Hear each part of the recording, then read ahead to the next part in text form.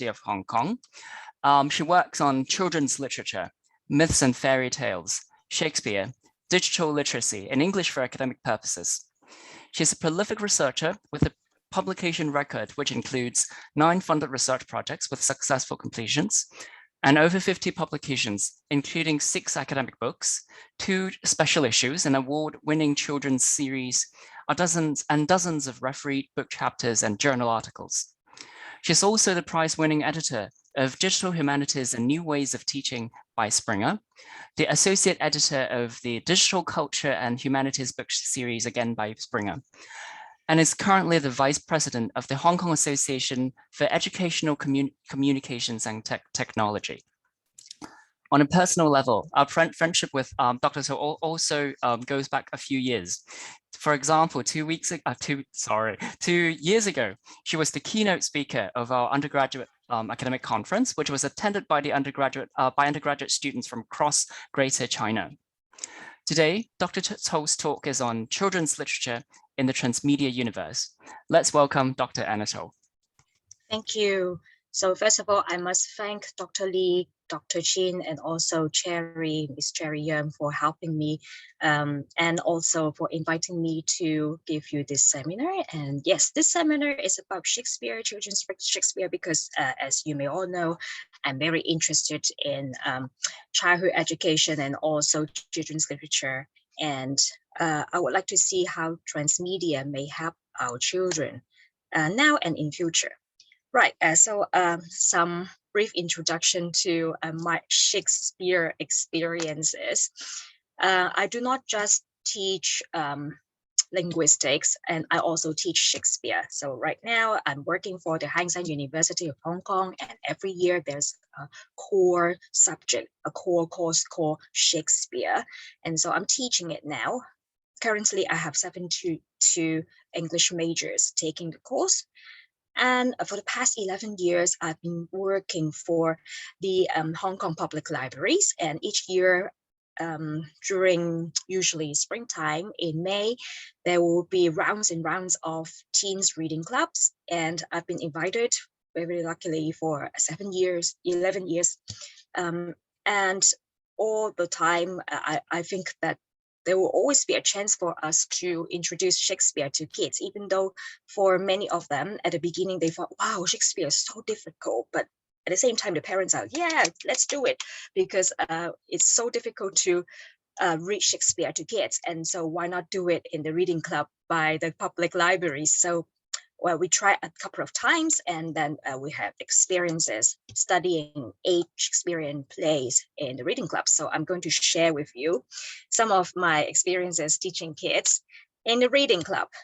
And yes, some years ago, 5 years ago, my friend Dr. Miriam Lau and I co-author a book titled Teaching Shakespeare to ESL Students. And from time to time, I still use the materials there to teach the kids, and also even my class at Hang Seng University now at the English department. So that's my Shakespeare experiences.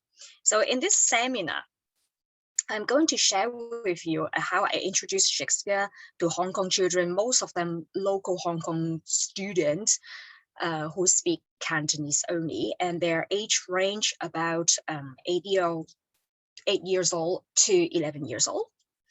And in this seminar, I would like to try and see if I can introduce to you as well, because I know that some of you may also be English teachers in future, and some of you, if not, thinking about being a teacher, but then maybe for your sisters, younger sisters, for your younger brothers, and for kids around you, you can also spread the fun of learning Shakespeare somehow.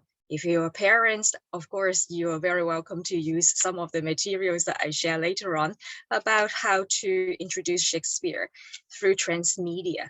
It would definitely, from my experiences, it would definitely arouse interest in learners, and they would like it. Perhaps at the beginning, not because of Shakespeare and his original plays, but because of the transmedia fun that they are already used to, and all these gimmicks and tricks and creativity elicited from them. And later on, they will build the interest in Shakespeare. And so I will use the approach of studying the pre-reading activities in the reading club, getting students and readers prepare for the text, prepare for the reading club, which is about Shakespeare, children's Shakespeare.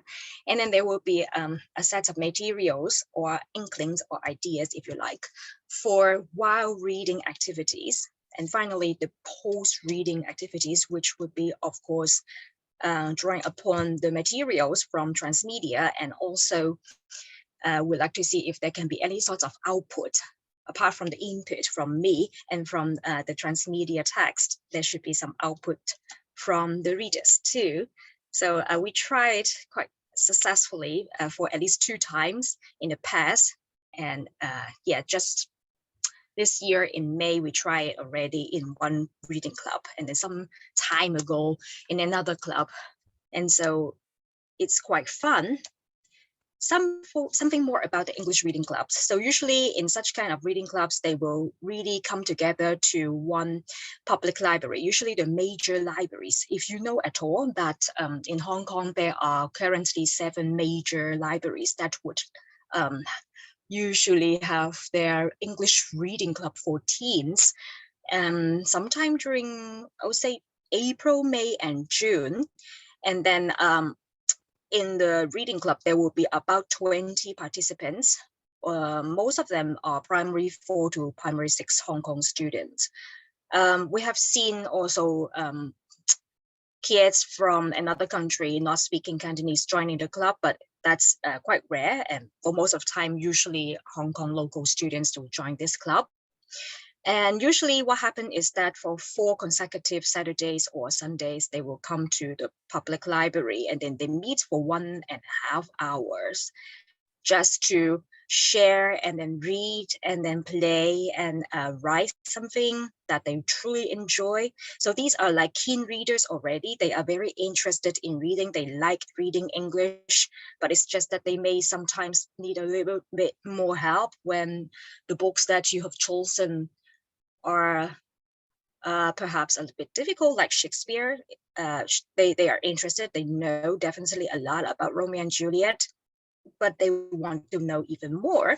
So their parents will send them here to the reading club. Sometimes also the primary school teachers sending their kids to the club. So just in May 2021, we had another round of children's Shakespeare as the theme of our reading club. And in the club, 2 comedies, 2 tragedies were chosen, including 12th Night, The Midsummer Night's Dream, and Romeo and Juliet plus Macbeth. And so let's begin. Now the thing is, you may be wondering, so why children's Shakespeare? Shakespeare seems to be a guy from long time ago, 400 years ago, come on. So why would we study him right now still? Well, because that's already like the treasure, the cultural treasure of our world in the East and in the West. Shakespeare is somebody who's quite a phenomenon already, and it would be awkward if we don't study him, perform him, or use him or quote him somehow. And it would be totally strange if people who study English at all do not know Shakespeare. So we have to keep introducing him back into the curriculum, if not the curriculum, at least in the reading club, so that people know who he is and they can get connected to the rest of the world, because we're sharing the common literature treasure all the time. His work transcends time. So the thing is, even though you can find some common universal themes in Shakespeare's works, including issues like death, destiny and fate, love, all kinds of love, marriage, gender issues, yeah, and also critical moments when you have to make decisions for you and your family, temptations and all sorts. Okay, all these common universal themes, they are super attractive. But the thing is, because the English is not that easy. At that time, 400 years ago, about 400 years ago, Shakespeare wrote with the pre-modern English. And it is true too that to study his plays, you may just as well have to read the note forms. So I mean the footnotes. So you have to study also the original meaning of some words which may have already disappeared from a dictionary nowadays. So that would be difficult. So on the one hand, we have English teachers and some aggressive parents who would agree that children should at least have some basic knowledge about Shakespeare, and they want them to learn Shakespeare. But on the other hand, some also have queries because of the difficult vocabulary, unusual language, the language that we don't use anymore. And it's not that easy to teach Shakespeare. And even if the English teachers wants to teach Shakespeare, still, they may feel a little bit scared or stuck sometimes because of the limited time. Why not use Harry Potter? Why not use Peter Rabbit or some other, materials, reading materials? Why Shakespeare? So they wouldn't want to start it at all. Well, I would say, yeah, I agree with Gardner, who said, to put it quite nicely in one sentence. Actually, you can't force kids to love Shakespeare. You can't force it. Even if you make them memorize and recite the famous quotes like "to be or not to be, that is the question." Yeah, it may sound nice if you can do it, but if they don't want it, if they don't like it and enjoy the process, there is no need to force it anymore. So what I'm suggesting here is that now maybe we can do some other things to make Shakespeare attractive and digestible to local children in Hong Kong. Bring down the so-called high art. I know at that time when Shakespeare wrote his plays, it's not supposed to be high art because people from all walks of life and from different classes at that time, they also go to the Wooden O, namely the Globe Theatre, to watch his shows. But right now, a lot of people thought that, yeah, Shakespeare's high art, really very difficult. Only English majors would study it. But I don't want people to think it that way. I want them to see that Shakespeare is palatable to all and to children in particular. So we call it children's Shakespeare. We want to make it fun. We don't want them to feel, they have to recite lines. They're forced to do so on stage, and you can see not a smile on their face. That would be the last thing that we want. We want to make it fun.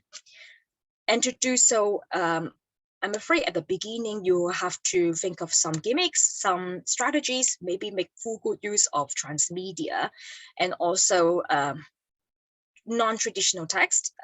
We have to embrace games, apps, cartoons, AI, TV, movies, YouTube clips.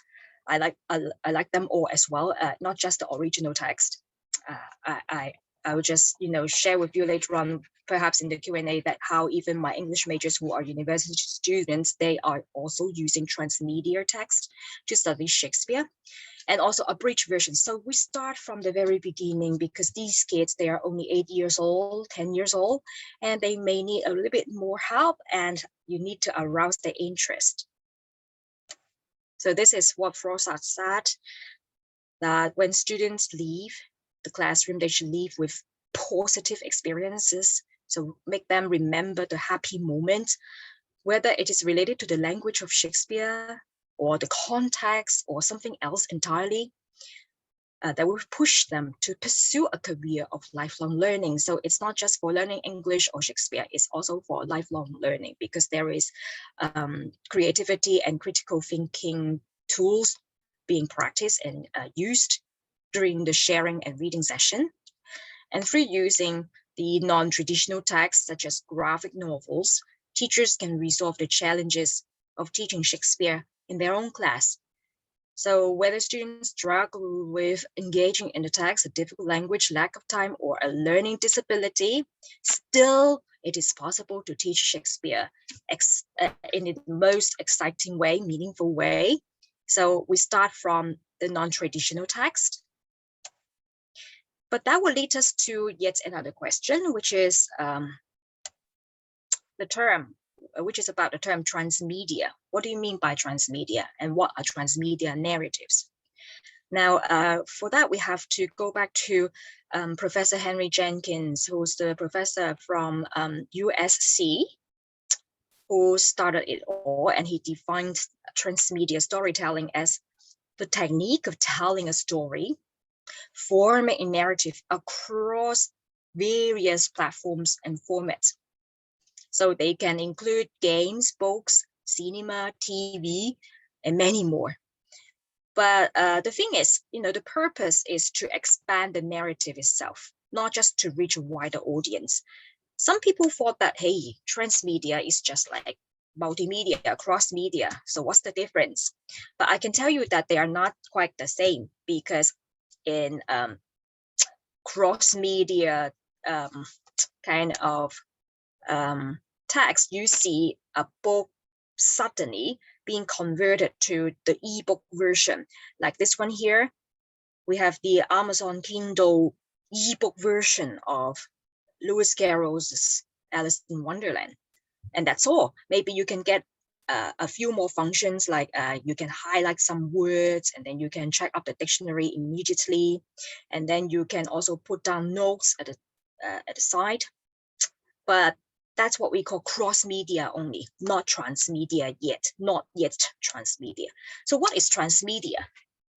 To make it a transmedia text, you will have to create a unique contribution in each media, so that all these puzzles come together to form the full picture of the grand narrative of one story. So in other words, yes, one can gain all the information from different kinds of platforms, and each platform giving you different contribution of the grand narrative of the whole story. And you put them all together in one piece, you have the entire story. Okay, so this is just one example of the not so advanced cross-media text.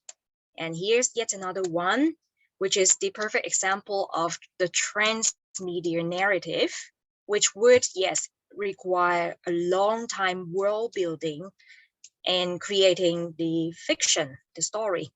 So this is, of course, I believe most of you would know, the Marvel Comics Avengers Infinity War. And before the movie was made, of course, long time ago in 1991 already, there's the comic version. And then beyond the movie, there is also Lego toys. So kids can create their own story on their own. Even the readers or the players, they can get involved in the story. They create every time a narrative of their own. I have also seen fans creating film clips on their own and then putting all these fun clips back onto YouTube for others to share. And of course, there is also the game, and then there will be multiple players, and every time the game can be different. So some of the heroes may be dead during the game. So who knows? And then I have also seen the storybook version of each hero in the bookstore. So it's not just the comics, but also the story in words written in all sorts of ways.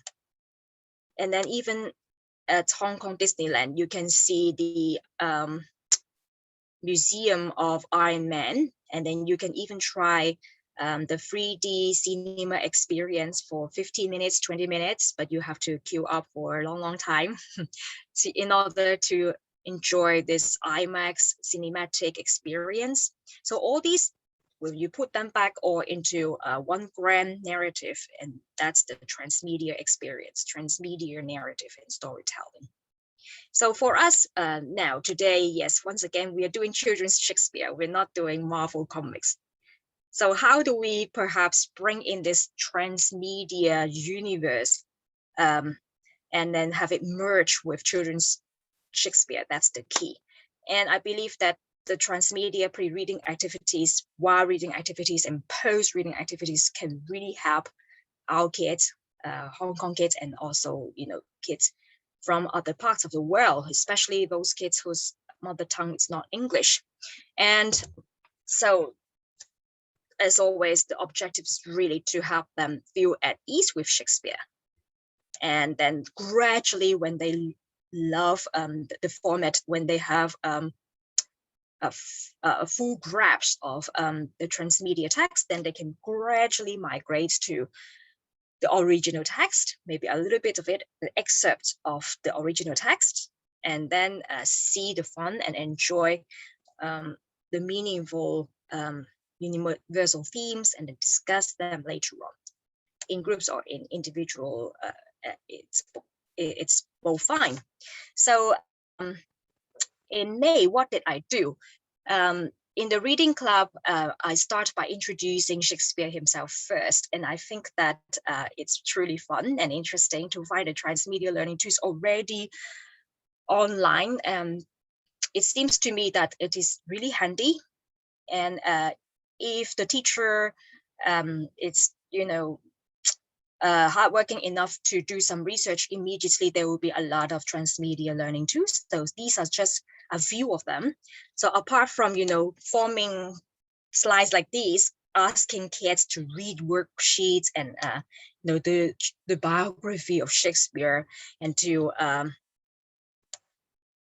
show them the family tree, the map of Stratford-upon-Avon, the hometown of Shakespeare, or to show them, point forms on your PPT or from the website. Apart from all these, you can show them definitely the house of Shakespeare and his wife through Google Map, if you like. That's already a kind of transmedia text, because you can do so, okay?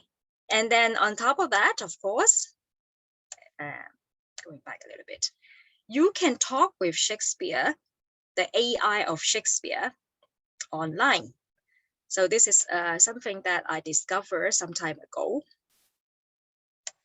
You can visit williambolt.com and you can talk with Shakespeare, who will speak with you with pre-modern English. So if you try to explain to kids in the reading club that, okay, the kind of English that Shakespeare used in his text can be quite different from ours, and how different they want to know. And so you may just as well show them the page. And let me see if I can show mine as well. Here it is. So if you ask Shakespeare a question, he will answer you, "Hast thou ever been in a square area?" So meaning beforehand, have you been to the square? No, the square meaning the country. I said, no, never. Thee must visit the country. So this is Shakespeare talking to me. The AI talking back to me. So you can ask William Shakespeare another question, like which play of yours do you like most?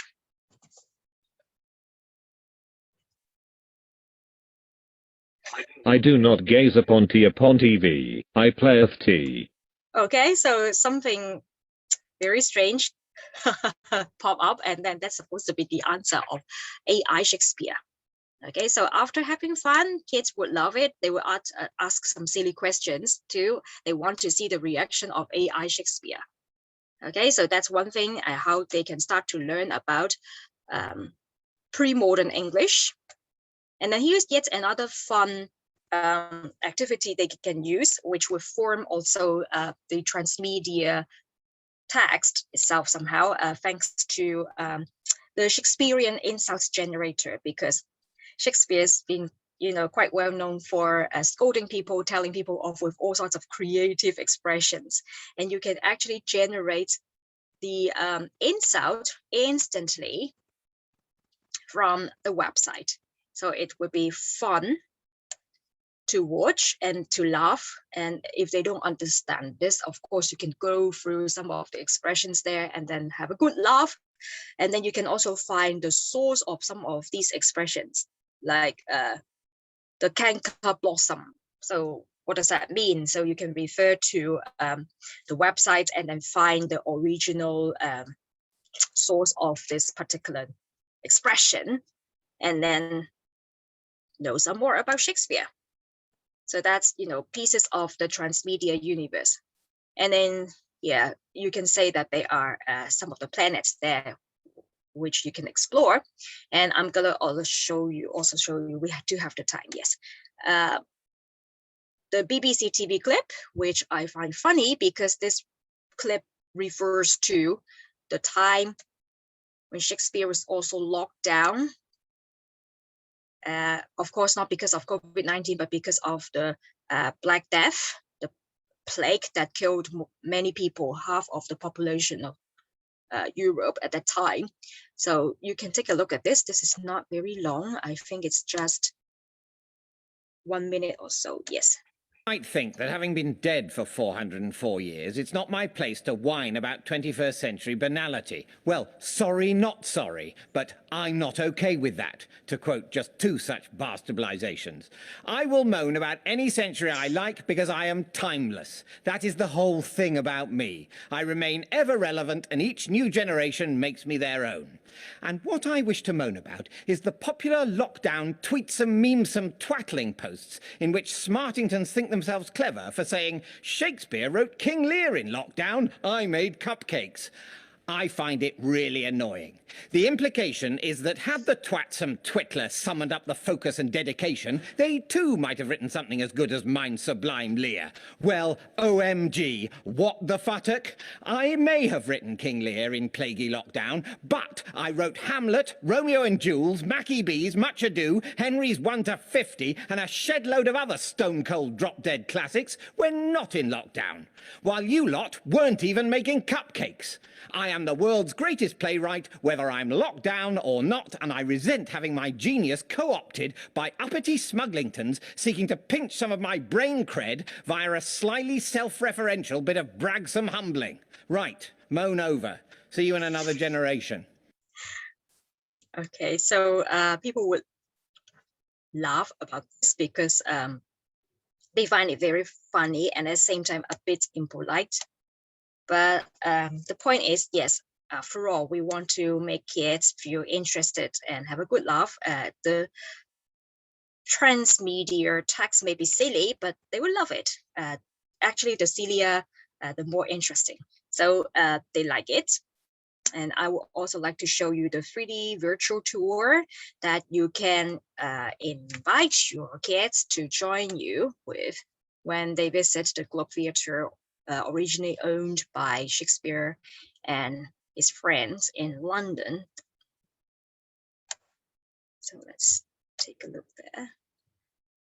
So when you introduce the Wooden Owl, this theatre company, you can also use the 3D tour, which is really amazing.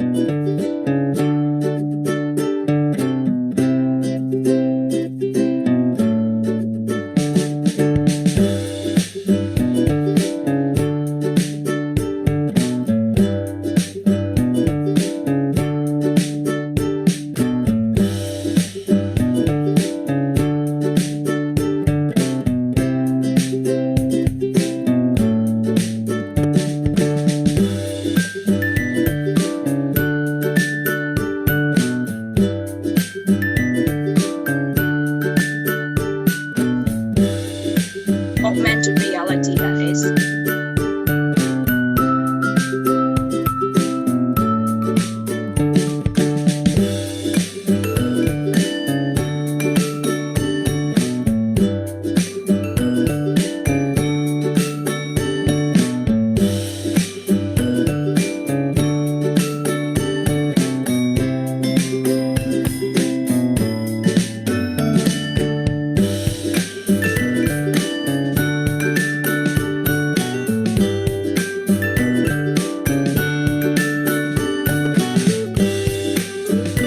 Okay, so these are all the transmedia tags, fun tags that you can share with kids of P4 to P6, I believe, and sometimes even adults will enjoy it. And then, of course, last but not least, if you have introduced the life and major works of Shakespeare, you can ask kids to try the online text as well. You know,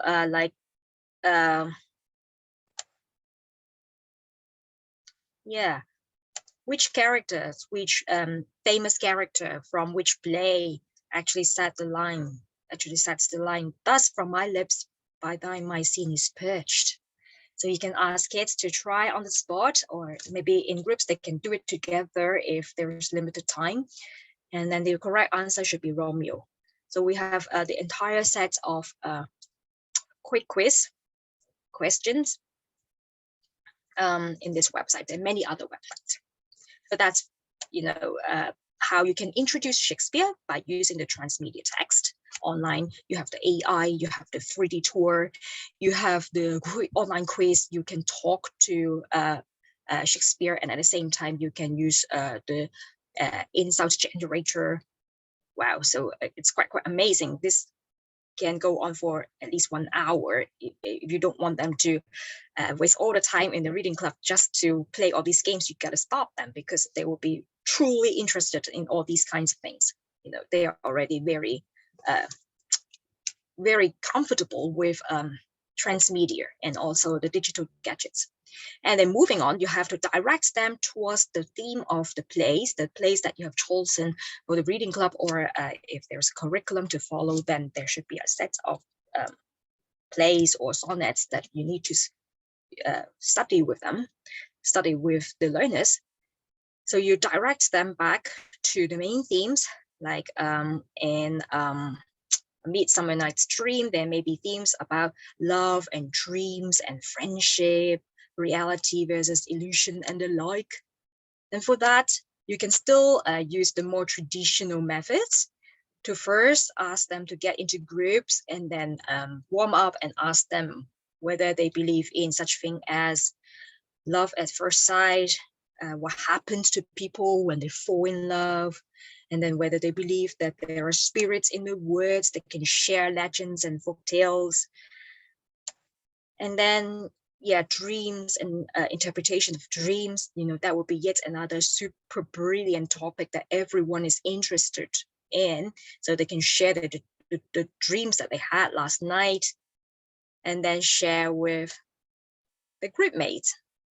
And to make it more fun, again, you can use the dream interpretation app, but we're not going to visit the app or the website today because there is not enough time. But really, there are small things like what about a dream in with the snake, and also you are beaten by the snake. So there will be all sorts of fun interpretations and even prognostication about the snake bite. So people would be talking about this, and sometimes they may want to use Cantonese as well, but you wouldn't stop them from the discussion. You just encourage them to use more English. That would be fine. But the thing is, they know also that 400 years ago, in Midsummer Night's Dream, written by Shakespeare, there's already lots of topics about surrounding dreams and also love, and also, the unconscious mind. And then yet another example here, you can do the warm-up about greed and guilt when you learn, have them learn Macbeth or study and read Macbeth. So ask them whether they would feel guilty about wrongdoings, and then they can have some more sharing. And that in small groups, people can talk about the situation, and if they could go back in time, what they would do in the situation again. And then they can even have this Macbeth personality test. Can you believe it? Again, some transmedia text to add more to the narrative of the Macbeth play, written a long time ago in the English Renaissance.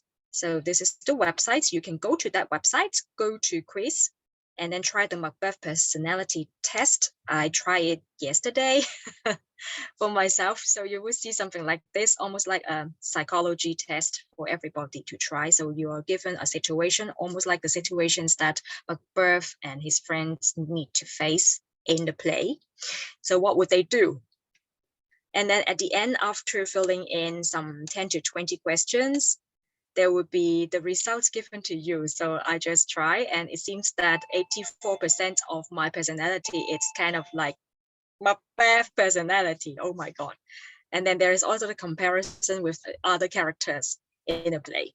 So that would totally enrich the reading transmedia universe, even for pre-reading. As for while reading, you can also use transmedia text to arouse interest. So there is no need to make them read the original play, which can sometimes be dry and difficult to understand. So to start with, you can use the Shakespeare app with the audio function reading the text to the kids. After all, they're only primary school kids. So you can play the app Shakespeare in bits, and then there will really be the Lady Macbeth in the short clip reciting the key lines in the particular scene for the kids. Alternatively, if they don't like to use the app, or you don't have the time to, you can just as well use comics, because there are also graphic novels and comic versions of Macbeth, even from the public library. So you can very conveniently find the exciting scenes and the death scenes, the murder scenes, and everything from the graphic novel and comics. And this is yet another one. I find it truly exciting because this is in the in the Japanese manga style. You have 12 knights with all these beautiful characters represented in the Japanese style, manga style. And another transmedia text that you can explore is to use the BBC animated version as well. This one is fun to watch, but do we have the time? Maybe, yeah, I can show you a little bit of this clip, and then you can watch it for a moment, and then you can see that in fact the whole story was already there.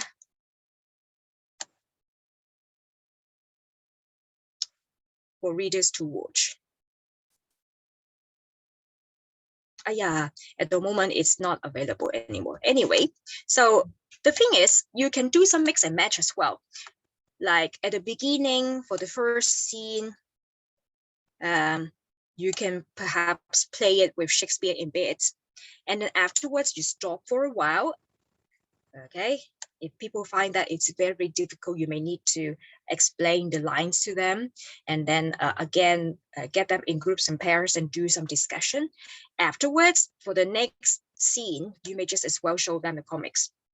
So they have another piece of puzzle from the transmedia universe. Transmedia doesn't always refer to the digital media. It can also refer to some traditional media, right?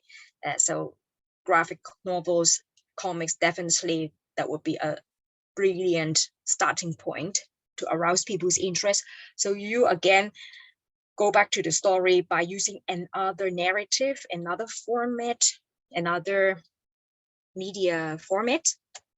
And then gradually, yeah, if you can find the link again, BBC's animated version is the cartoon version. Okay, there's a Macbeth as well. If you find from the internet, there will be sources.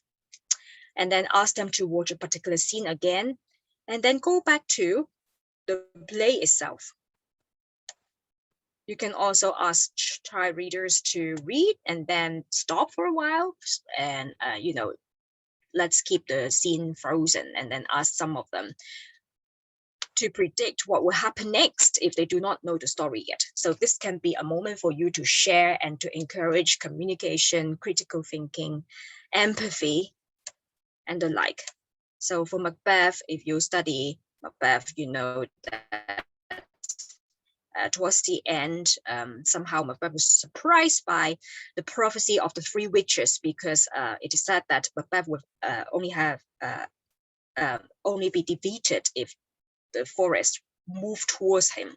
So that should be taken metaphorically, but unfortunately, Macbeth thought that, this would never be possible. The forest will never move towards him because, plants, they're dead. They don't have legs, right?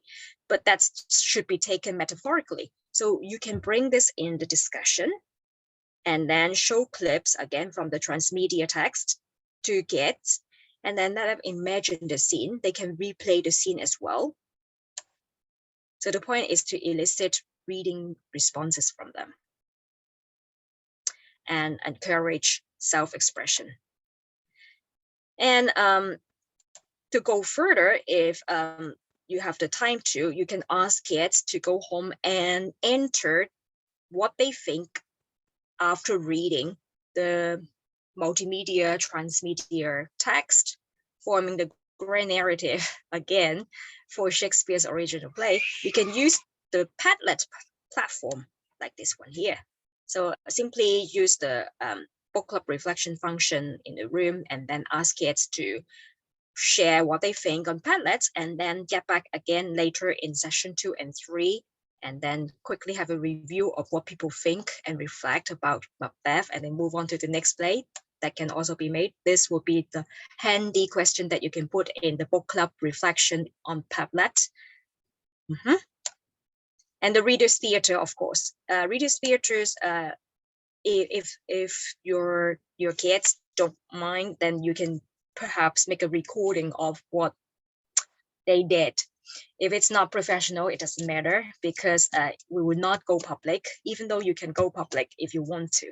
You know, you can use the private link of YouTube and then put all the links, all the clips onto YouTube, and then play it for 15 minutes, and then people can enjoy the Reader's Theatre, and then they can comment on each other's work. You know, that would be like a small community in the book club, and you can extend the passion of Shakespeare after the 4 sessions still. And as always, it is to elicit the interest in the little readers, and also make them appreciate art. And then finally, after reading the core text or the excerpts of the core text, still you can encourage readers to continue with some more post-reading activities, either on their own or with their parents or with you, if you still have the time to go through all these post-reading activities with them. So I've got some activities here for you. If you would find it useful one day, that you can ask them to join perhaps a writing contest for writing a love letter. The most romantic letter would be, you know, the most attractive one. People can vote, and then vote for the best letter. And the thing is, you'll be surprised how many people are already doing this online on their blog.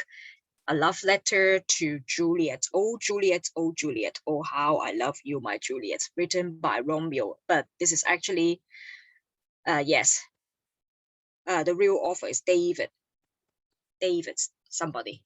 So he puts the love letter in his own blog. That can be done too, very easily by kids. The other creative writing idea, this must be for Midnight Stream, which is about inventing a magic potion. So you can give kids all the instructions and then tell them how they can create a name for the potion, almost like the fragrance or the perfume. And then there's a particular function, the power of the potion described. You can describe also the color, the smell, and other characteristics of the notion of the potion. Sorry. And then, yes, again, if you search online, you will also see an app helping kids to create their own magic potion. Let me see if it's there still.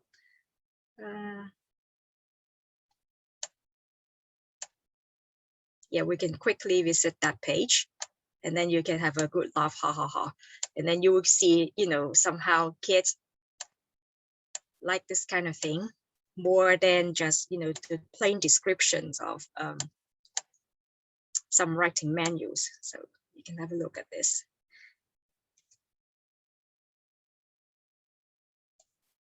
So you can play the app online. It's totally free. It asks you to create a magic potion with some ingredients.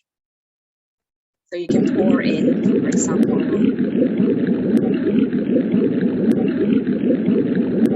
the skull and some poison, or maybe the dead fish, and then generate potion. Okay, something like that. So kids would love it. They would like to try it, even though at the beginning it may not be, the kind of activity that they can have to practice using English, but it would be always good to start with something like this to attract their attention, to make them feel happy, and they would go on. And then for kids of higher level, you can ask them complicated questions like, who would you blame in the story of Romeo and Juliet for the death of the lovers? And yes, another fun activity that people can try is to simply visit the Juliet Club, because some time ago, I think it's in year 2010, there was a movie called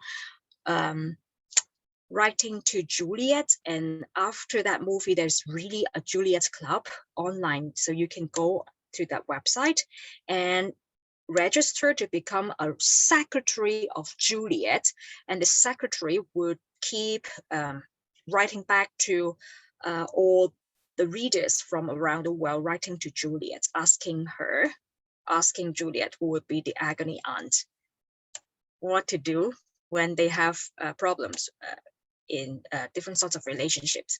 And you can also write to somebody and wait for that somebody to return to you Juliet's letter. Okay, so fun things that you can do with kids again. Some more post-reading activities making good use of the transmedia universe would be this one here. Not sure if you have heard of the 6-word stories fun writing activity. You don't need to write a long story. It's really a very, very short one with only 6 words. This game has been, I think, invented by Hemingway, Ernest Hemingway, the American writer. Is very good at writing short stories with only 6 words. But you can also write a 6-word stories to describe a scenario, a situation, or the key scene of Shakespeare's drama. Okay, like there's a line which says, all that glistens, it's not gold, from the Merchant of Venice. So this is the 6-word story already written by Shakespeare, also the famous idiom that we're still using today. And the 6-word Shakespeare game is already online. There's a blog and you can use it. You can draw materials from it. You can find cool examples from it, like don't trust Iago, don't trust Iago. So that's the advice, the piece of advice for Othello, who very stupidly, unwittingly trusts the guy, Iago, who's the villain of the story. Or witches told me to do so. Witches told me to kill the king, and I can be the king myself. That's in fact the story in Macbeth.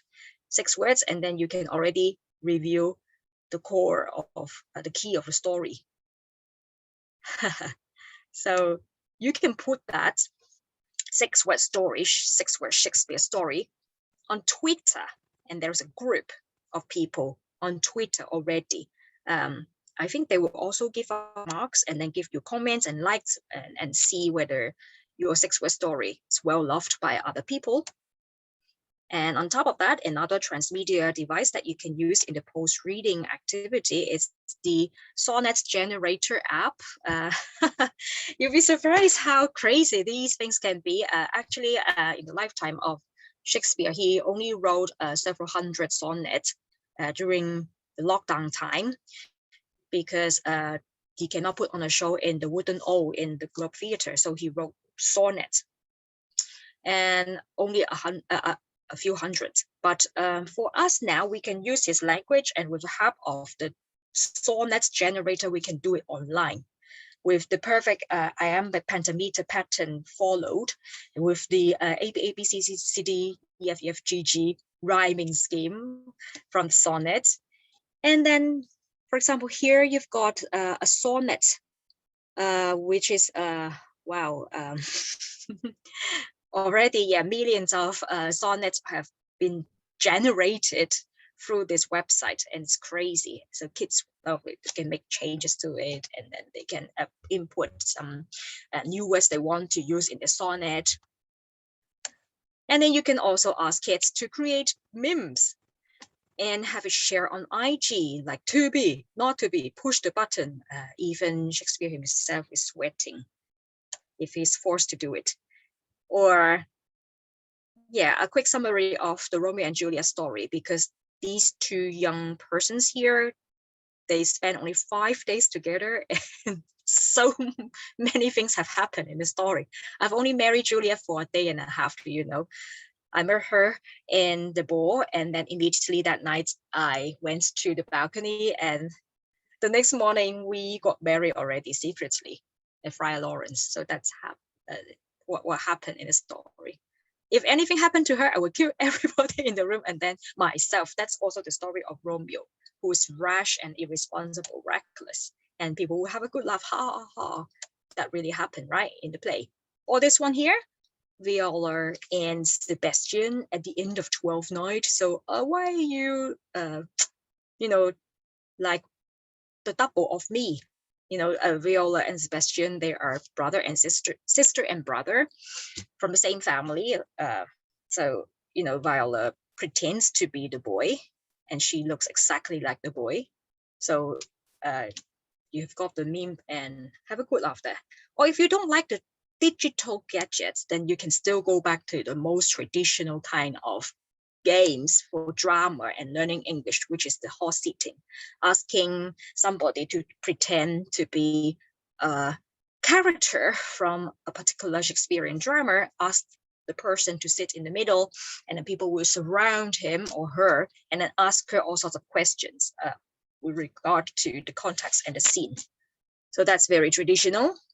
Or something like, you know, the path of ice and fire, the conscience path, asking the character to walk along the line, and then people give him good advice, bad advice.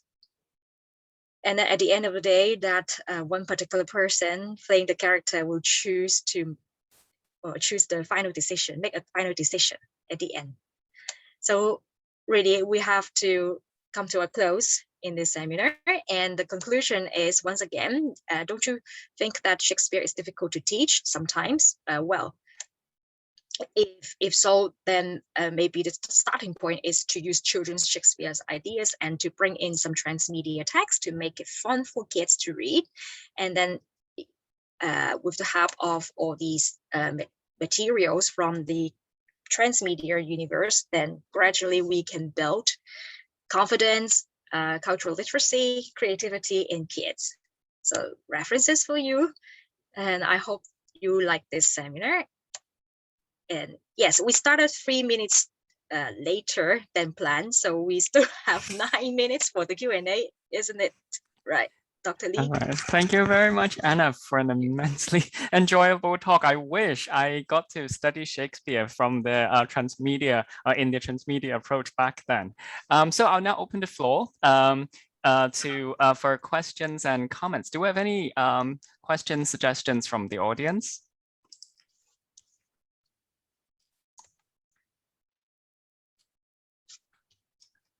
Let me start.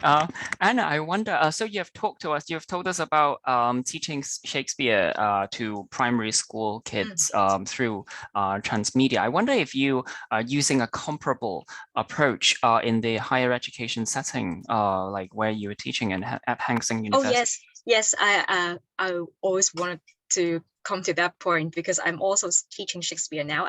I'm doing another round of experiments, and I think that even not just children, even university students who's like 20 years old, 21 years old, they also like to use the digital platform a lot. Like recently, our university asked our colleagues to start thinking about whether it's possible to teach kids, to teach our students how to make video essays. So not just to write about the typical kind of essays in words, but also put it in the format of a video to use clips from movies and also maybe from some other sources, and then come up with a narrative with visuals and words. And they have to show the subtitles as well in a short period of time. They have to think of all sorts of things that would be useful later on, not just for English majors, but maybe after they have graduated from the course, they can also use this kind of editing skills, filmmaking skills, to create other kinds of narrative online. And then we also share the text,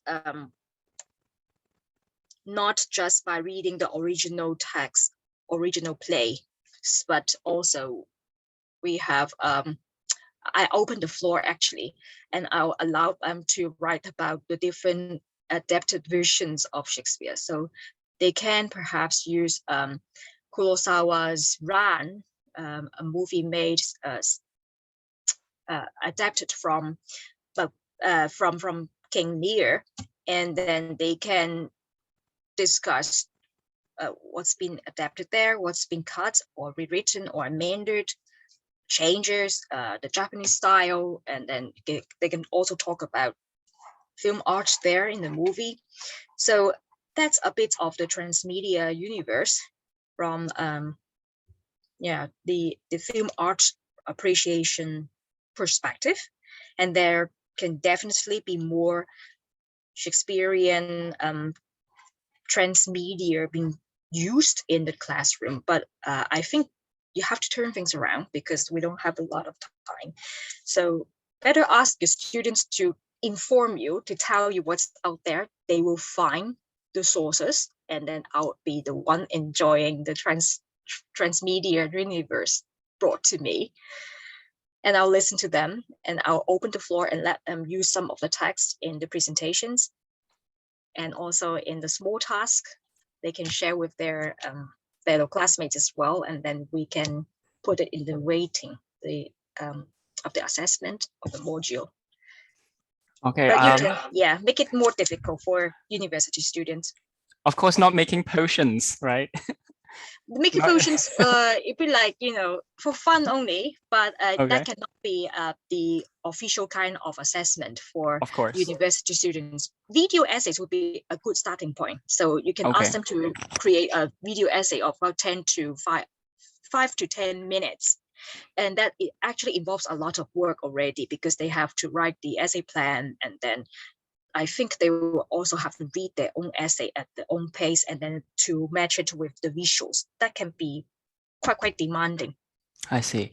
We have a question from Jenny. Hello, Dr. So poetry is something that children would encounter since primary school, but emphasis is mostly put on the content of poetry during reading comprehension. Any tips to help kids appreciate the poetic devices in Shakespeare's poem at a beginner level? At the beginning level, yes. Actually, also earlier this year in January, I ran 2 workshops for the EDB to tell or to share with English teachers how they can teach poetry and enhance creativity in their kids in the primary school sectors and also the secondary school sectors. It's not that difficult to write with the help of the AI and also the sonnets generator. But the key thing is at the beginning, the teacher will really have to teach the kids about the rhythm. The iambic pentameter rhythm in each line is like 5 human heartbeats, sounds of the human heartbeats, across each line. So you can read one really famous sonnet written by Shakespeare at his time, and then try and see if they can recite that line with the iambic pentameter pattern, and also read the rhymes. Usually towards the end of each line, for 14 lines, you see the rhyming scheme. So highlight which of the words that rhyme if they do not know what rhyming means. So you have to teach them first. And then with the help of the generator, AI generator, sonnet generator, you can very quickly put in your own style, the words that you want to include in the writing. You can further polish that poem, and they will be very happy because they have something to bring home, and then they can tell their classmates and parents that they have created a poem with the AI and with the perfect iambic pentameter pattern and rhyming scheme followed, and they're happy, and they may even start reading Shakespeare's poems themselves. But at the beginning, the kickstart is important. The transmedia and digital gadgets may somehow help them. Okay, thank you. So some of us may need to go because they might have class. Before we conclude today's session, do we have maybe one final quick question from the audience? Quick comments or questions? This is Wen. Can you hear me? Hi. Hi. Yeah. So Yes.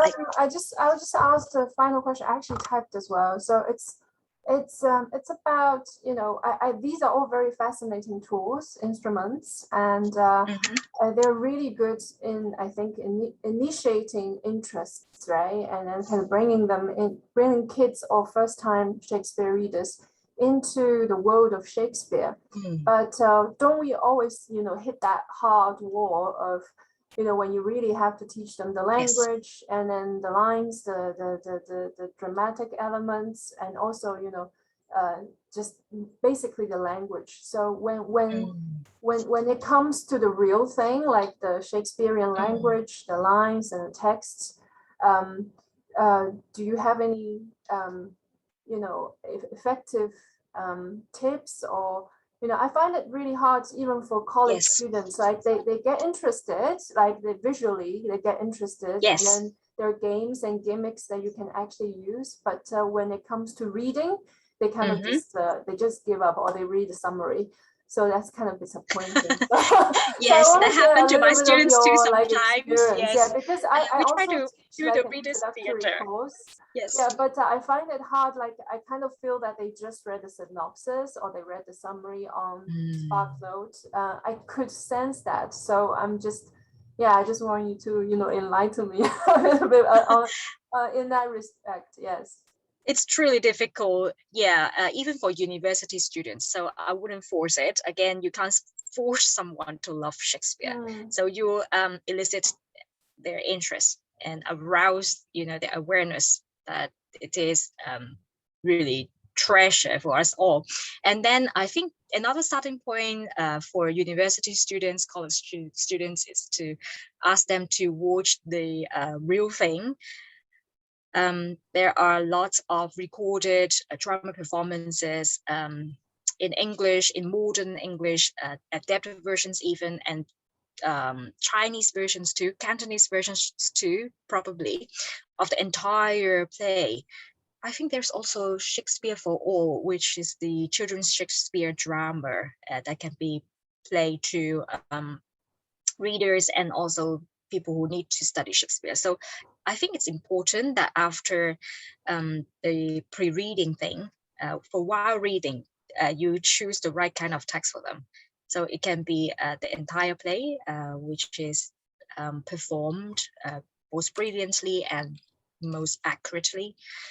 And then they can stop in between and then jot down notes and refer to the original play. You know, the play itself is not that long, apart from Hamlet. I think the other plays like Romeo and Juliet, they are supposed to be performed within 2 hours only. 100 pages of the play would be enough for reading, and the lines, they are like dialogues only. And you can even read the paraphrase, the modern English version. So if they can go through the text, then they should have no problem coming back to us in our class. We don't go through all the scenes anymore, but we can perhaps ask them lots of questions to check and see if they have read the original piece in the English major classes, not in the reading club. We can't do that in the reading club for kids. But when there is more time, we can consider it. Maybe, in future. But Shakespeare is always fun to read, and it's not that difficult to make them feel interested in it, especially at the beginning. But it's hard in the middle, before the post-reading thing. You have to make them finish the play first, to be patient enough to read through the play within 2 hours. That's yet another difficult thing for teachers to think about. Thank you so much. Thank you. Thank you. Thank you. So in the interest of time, we probably should conclude today's session here. Let me thank you once again, Anna, for giving us a hugely enjoyable sharing today. I like it. Thank you. Thank you so much. Thank you everyone for coming. And we'll conclude today's session here and wish you a very lovely afternoon and rest of the week. Yeah. Thank you, Anna, and thank you, everyone. Thank you. Thank you, Dr. So. Thank you. Thank you so much. Bye-bye, everyone. Bye-bye. Bye-bye.